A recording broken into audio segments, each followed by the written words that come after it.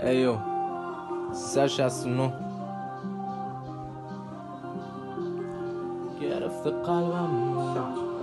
گرفته قلبم داغون و سردم، خسته پردردم و انگار که فقط دورم کردن. همش دلتنگ رفیقایی که دیدم و از خرابه و ولم کردن. با دل شکسته همه رامشون یوه میگیره خندم.